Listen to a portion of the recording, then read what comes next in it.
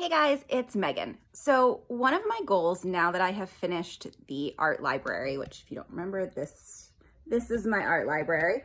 One of the goals now that the art library is pretty much finished is that I want to start to share with you guys on video some of the books that I have in here. And I thought, what better way to start than showing you all of the books I brought back from Europe. So I just got back from 10 days in Paris, Brussels, and Amsterdam.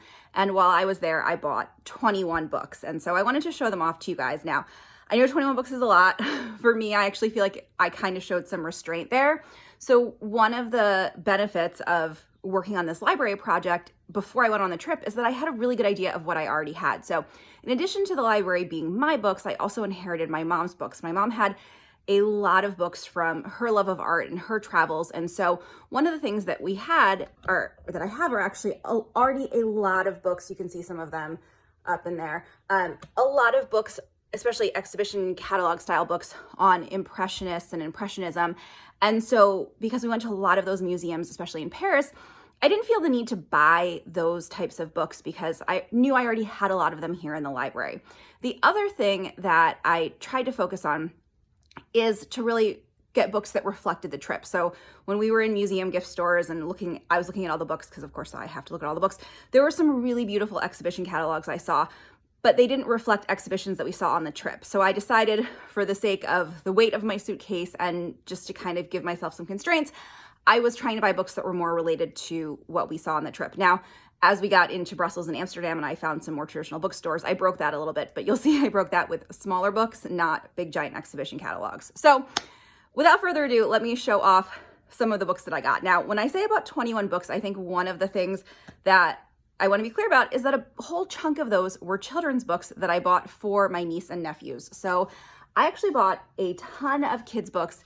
We went to Monet's Garden in Giverny and I bought a ton of kids' books, aided by the fact that one of my nephews is actually named Claude. So of course I had to buy him things, but I bought a number to share with all of my nibblings. So I bought a couple of little board books for the younger ones. I bought a couple of just really kind of beautiful picture books about Monet, about the garden.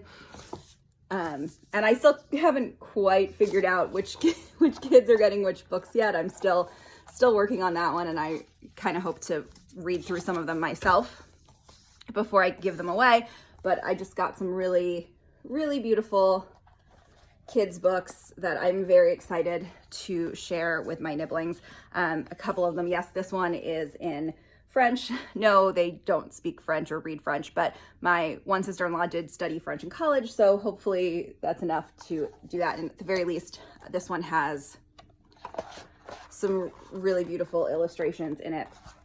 So I had to get that. And then I also got this little comic because, again, one of my nephews is named Claude. I couldn't resist this little comic book style book, Mon Ami Claude. So those are, a big chunk of the books are books that I actually got to give away to the children in my life that I love. So now we'll turn to the books that I got for myself. So like I said, I didn't buy a lot of books because I knew what we had here. So when we went to Giverny, I already have several books on Monet's Garden on Giverny in my collection. I have plenty of books on Monet. So the only thing I bought for myself there was this little illustrated book about his garden. And no, I also don't read French other than what I know from a year of Duolingo, which is not very much. But what I really loved about this were not necessarily the illustrations. I think it's a little bit weird to buy like another artist in one hand, another artist's impression of Monet's Garden, but I'm a sucker for a good color palette, especially since I started powder coating again. So I just thought this was like a really nice little souvenir of the trip and of his house and garden, something I've been dreaming about going to since I was 12, without buying, a big giant catalog or a book necessarily about the garden, because I've got some of those. So a few other things I got that were reflective of what we saw in Paris. We also went to the Musée Marmottan Monet, which is famous obviously for its collection of Monet's and other Impressionist work, but it had this really beautiful collection of illuminated manuscripts. And unfortunately, we went to that museum on the day that we got into Paris, which means we hadn't slept all night, we were jet lagged, we were exhausted, And there wasn't a lot of information in the exhibit themselves of these illuminated manuscripts. So I picked up this little book, not very big, but just so that I could kind of revisit that later. Then I got this book, which is absolutely, if I had to name my favorite thing I saw in Paris, it would be this series of tapestries, The Lady and the Unicorn, at the Musée de Cluny, which is the medieval arts museum. Unfortunately, no book, this is actually not even the one from there, that's the one from the Met. Here we go. No book can do this tapestry justice. It is fucking incredible. It is just one of the most gorgeous things I have ever seen in person. And so now I'm obsessed. I want to learn more about it. I picked up this little book. I wish there had been more. I honestly wish there was like, I want more. And I've kind of started reading through this book, and there are definitely things I want to know that aren't in here, but still it's a really good memento of probably my favorite thing I saw on the entire trip. All right. And of course I couldn't leave Paris without buying a couple of cookbooks. So you guys know that I have gotten into baking over the last, basically since Christmas. And so there was a little boulangerie near our hotel that we went to every day, and they had these 2 cookbooks. They weren't made by the boulangerie, but they sold them there.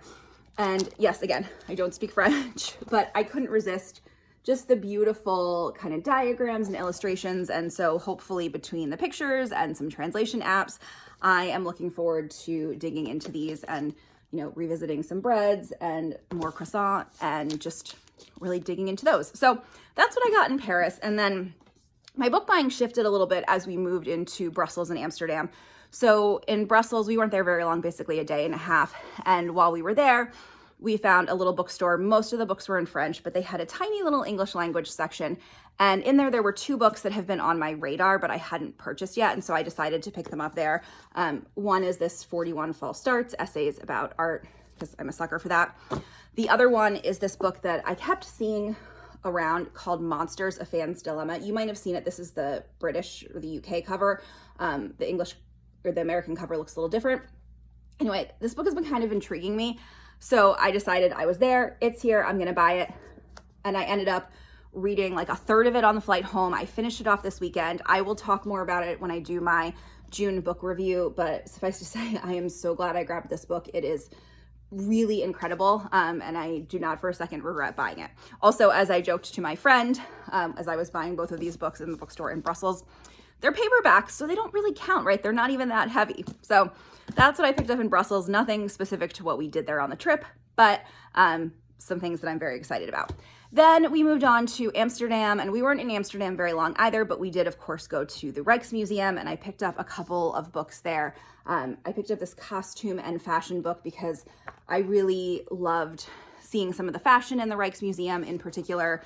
I don't know if I probably can't find one. Nope, this is just a regular outfit. I can't find one really quick, but I really loved seeing they had a display of undergarments, so underskirts, bustles, panniers, all of those beautiful embroidered things that you wear under your clothes, and I really loved seeing those. So I grabbed this costume and fashion book to reflect that. I also picked up another book that's been kind of on my radar for a while called The Whole Picture, which is basically about the colonial history of our art museums. I think anyone who loves art museums as much as I do, but also understands that they're problematic, should read something like this. I'm like 3/4 of the way through it. Really interesting so far. Not quite what I expected, but definitely glad that I spotted it and I was able to pick that up. And then I just grabbed this little book on jewelry. I have another book by Marion Unger, also on jewelry, but I just couldn't resist grabbing this little guy too. All right, and then almost done, last 2 books. So we were in a random store in Amsterdam, and I happened to spot a woman carrying this tote bag. And so of course I immediately accosted her and asked her where she got it. And it turned out there was a Waterstones, which is an English language bookstore. It's a British bookstore up the street from where we were. I'm glad I asked her because we were not planning on heading that direction. But of course I was like, let's go to the bookstore. So one last little bookstore stop. So I picked up this book, which I'd actually seen in a bookstore in Savannah back at Christmas time and didn't buy it because I just thought, you know, I have a lot of books. But because it's about David Hockney and some of his time he spent in Normandy, and because we had been in Normandy at Monet's Garden in Giverny, I thought, you know what, this seems like the right time to pick up this book. So I grabbed this book. I haven't started it yet, but we're going to add that to my to be read pile. And then one last book that I picked up, honestly, because I was just really inspired by the title, Everybody Needs Beauty, and then the fact that, not gonna lie, it was on clearance. So this is a book about nature and our experience with nature, but it looked really interesting. So that's it. Those are the 21 books I bought in Europe. Like I said, I could have bought so many more, but I also knew, you know, I have this whole art library full of books at home, so I did show what I consider to be some restraint in what I picked up and brought back.